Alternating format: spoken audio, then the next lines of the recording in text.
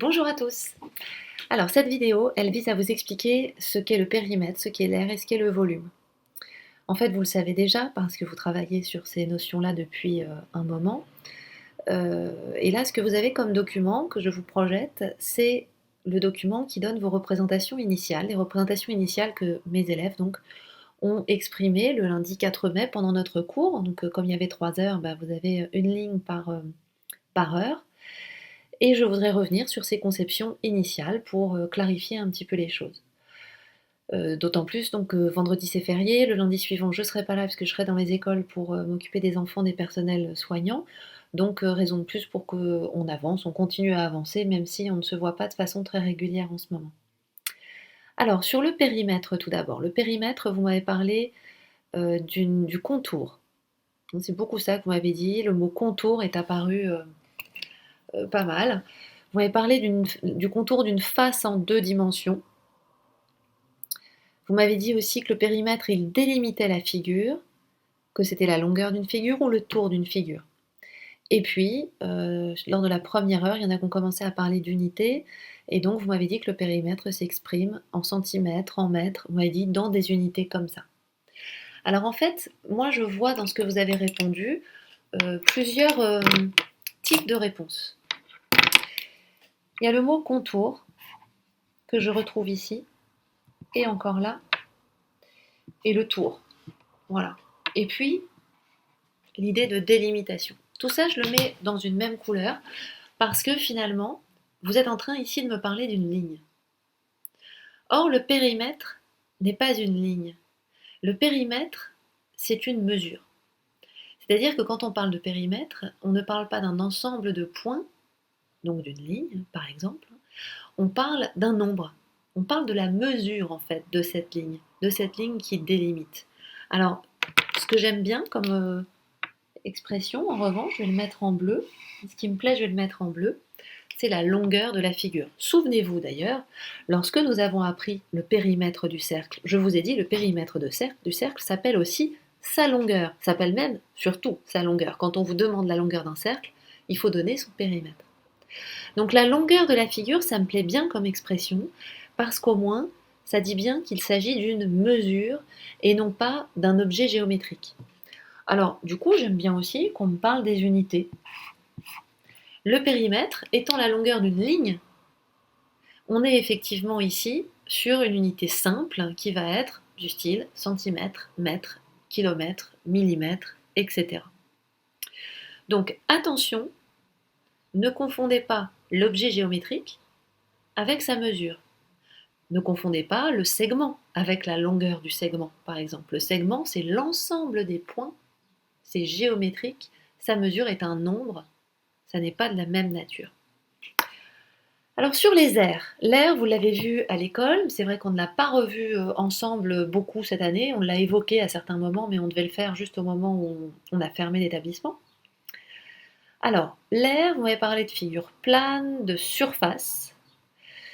Ça, effectivement, parler de surface, c'est tout à fait adéquat, c'est un concept assez compliqué, mais c'est bien. Ça mesure les faces, alors c'est vrai que ça mesure les faces, mais le périmètre aussi peut mesurer des faces finalement. Il ne mesure pas la même chose. Il mesure le contour, mais il mesure quand même les faces. Vous m'avez dit que ça s'exprimait par exemple en mètres carrés. Très bien. Alors le mètre carré, je vous rappelle que ça s'écrit par exemple comme ça. Mètre au carré, c'est M avec en exposant un petit 2, donc ça on va en reparler. Alors le contour, non, du coup je ne suis pas d'accord. La mesure de la figure, on retrouve ce qu'on m'a dit là, la mesure des faces, mais ça c'est trop imprécis. Une figure, d'abord quel genre de figure, puis je peux la mesurer de différentes façons. Un élève m'a dit, je trouvais ça intéressant cet échange-là, ça mesure l'intérieur de l'objet. Alors, il y a une idée d'intérieur, effectivement. Et puis quelqu'un a ajouté, oui, mais enfin, si on se place d'un autre côté, ça mesure aussi l'extérieur, ce qui était une excellente remarque. Ça dépend l'intérieur par rapport à quoi, et l'extérieur par rapport à quoi. Tout ça est très relatif. Vous voyez comme s'exprimer précisément est absolument fondamental. La place prise par un objet en 2 dimensions. Ok, d'accord. Alors, c'est vrai, mais il faut avoir une référence, il faut avoir une unité en fait. Une unité de référence, un étalon auquel justement on puisse se référer pour compter combien il y en a dans la figure. Et puis l'intérieur d'une figure, Ben, là, je vais le mettre en rose comme là tout à l'heure parce qu'en fait, l'intérieur d'une figure, pour moi, c'est plus un ensemble de points. L'air, vous auriez pu me dire que ça va être la mesure de l'intérieur d'une figure. Donc, attention, périmètre et air, ce sont donc deux mesures. Alors, voyons maintenant le volume.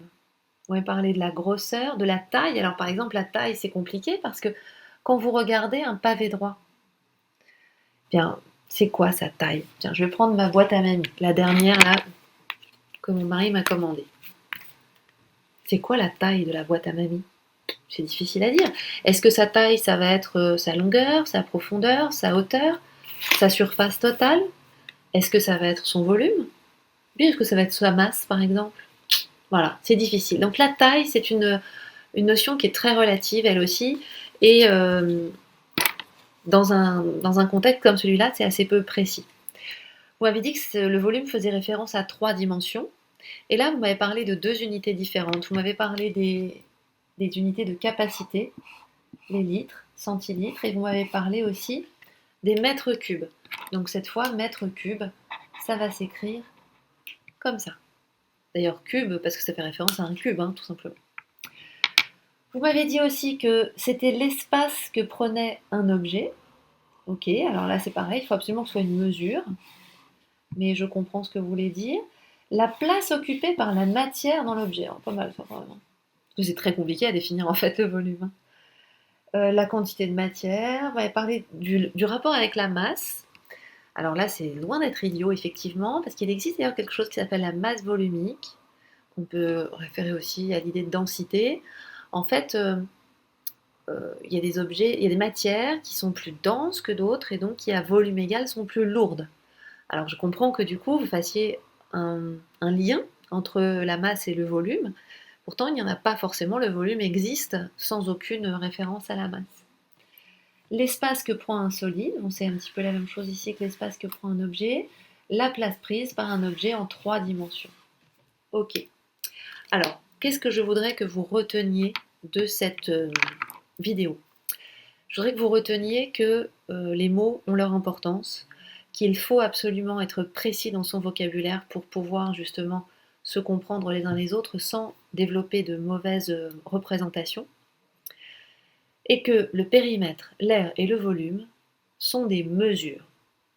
Des mesures, donc ce sont des nombres qu'on va donner pour exprimer, alors pour le périmètre, la longueur du contour d'une figure, pour l'air, la mesure par rapport à une unité de référence de, effectivement, de l'intérieur de la figure, de la surface de la figure, et pour le volume, bah, c'est vrai que vos définitions comme l'espace que prend un solide, la place prise par un objet en 3 dimensions, tout ça ce sont de bonnes idées. Là aussi ça va être par rapport à un étalon, par rapport à une unité de référence, comme nous avons vu dans les exercices, avec ces petits cubes unités par exemple, que nous avons dénombrés dans tout un tas de solides différents.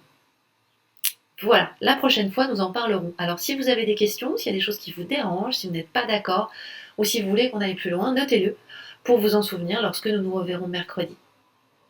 À bientôt et prenez soin de vous.